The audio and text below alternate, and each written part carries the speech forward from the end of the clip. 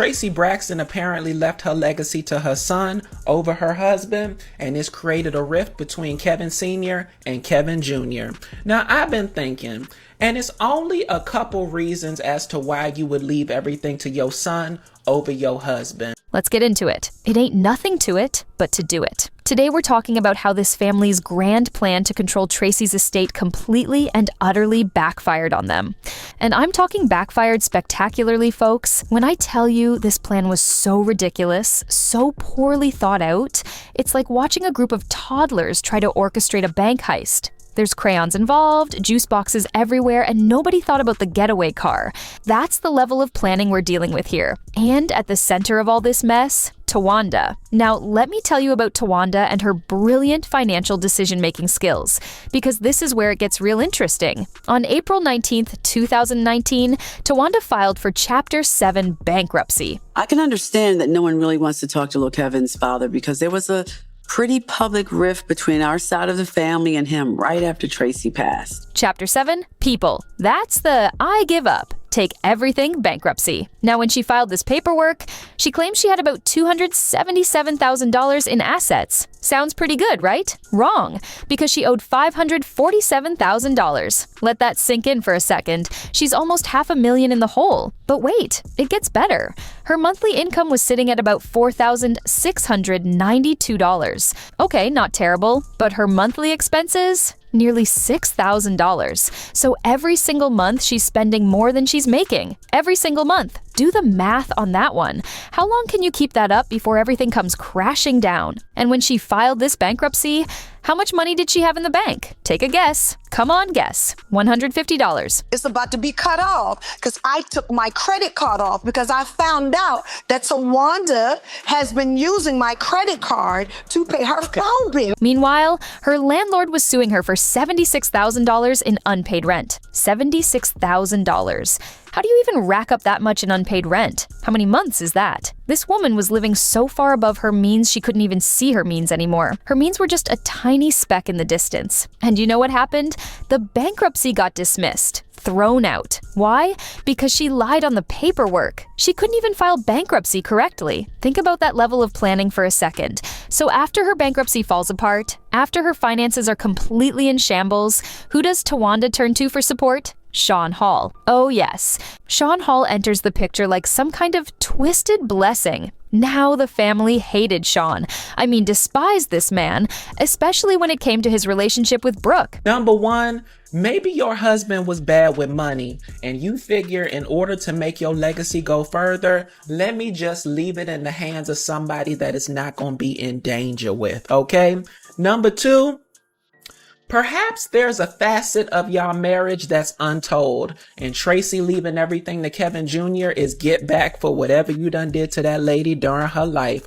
Or number three, and this would be me all day, you could be my husband, I could love you, we could create a whole life together, okay? The family had major issues with Sean, major concerns, and they made those concerns very known. And when I made a video talking about some of these allegations, some of these concerns people had, Towanda went ballistic. I'm talking angry, defensive, coming at me with everything she had. She threatened lawsuits, threatened to come for me personally, the whole 9 yards, because how dare I speak on her business? How dare I bring up uncomfortable truths? But here's what's fascinating to me. When all this drama went down, when the information started coming out, who did Towanda immediately suspect of leaking information? Tamar. She went straight for Tamar's throat, accused her of running her mouth, blamed her for everything. And I'm sitting here thinking, why Tamar? What made you jump to that conclusion so fast?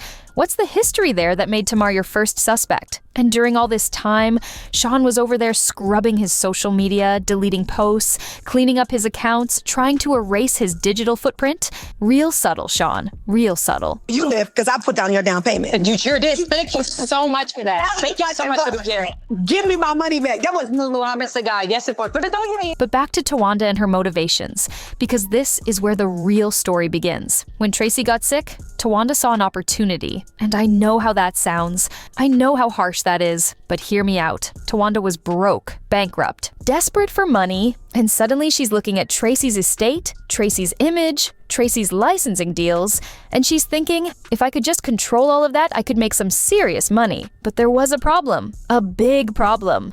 Tracy intended to leave her estate to her son, Kevin Jr., not to her sisters, not to the family, to her son. You know, the person who should actually inherit their parents' estate. Revolutionary concept? I know. So what does Towanda do? What does this family do? They come up with a plan. And oh boy, what a plan it was. The goal was simple.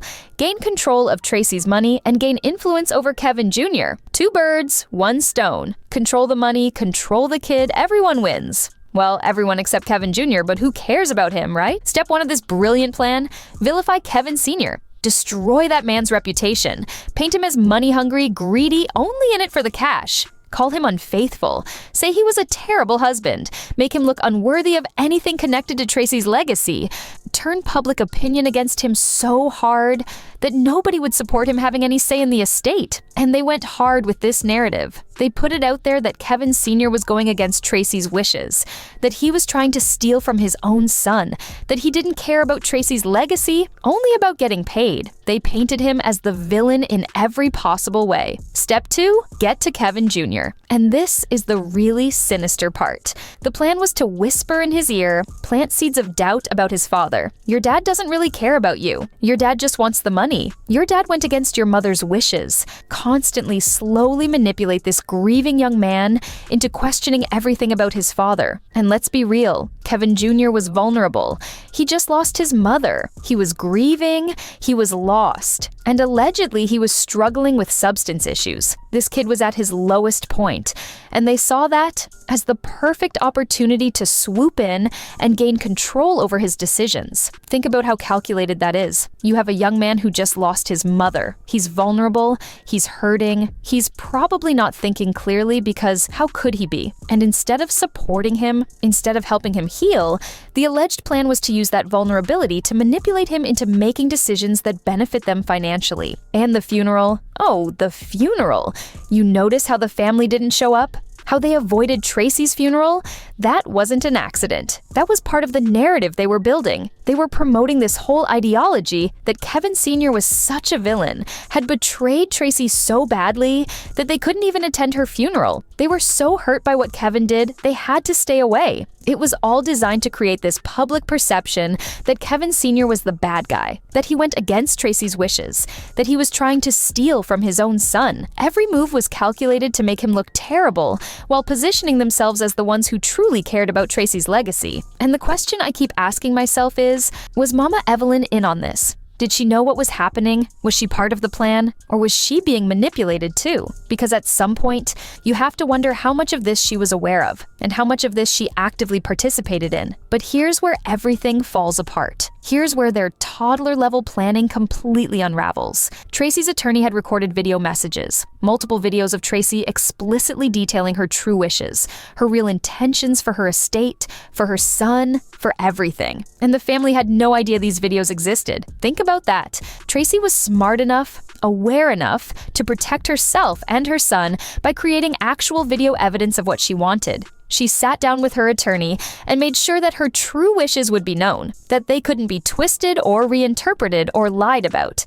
She left receipts from beyond the grave. And when those recordings were discovered, Towanda's reaction was priceless. She was nervous. You could see the panic in her face, in her response, because everything they'd been saying, every lie they'd been telling, was about to be proven false by Tracy herself from beyond the grave. All that vilifying of Kevin Sr. about to be exposed as lies. All that manipulation of Kevin Jr. about to be revealed as a scheme. All that narrative building about Tracy's wishes about to be destroyed by Tracy's own words on video.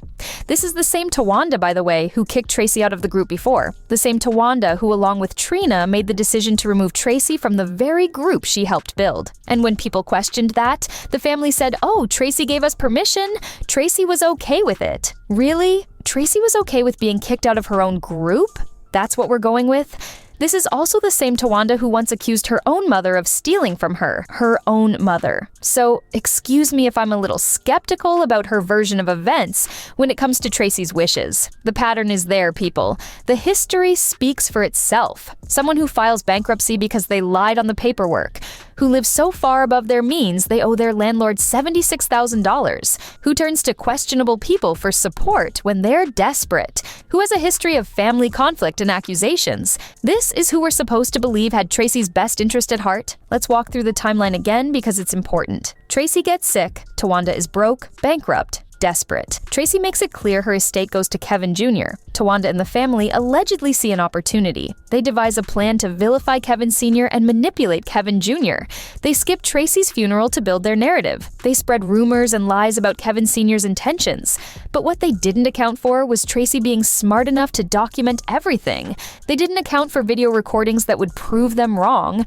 They didn't account for Tracy protecting her son from exactly this type of manipulation. And when those videos surfaced, their entire scheme collapsed. All the lies, all the manipulation, all the narrative building, destroyed by Tracy's own voice explaining exactly what she wanted and why. It's almost poetic when you think about it. They tried to use Tracy's death to enrich themselves, and Tracy ended up exposing them from beyond the grave. The audacity of this plan is what gets me. The sheer arrogance of thinking they could manipulate a grieving son, destroy a father's reputation, and rewrite a dead woman's wishes to benefit themselves financially.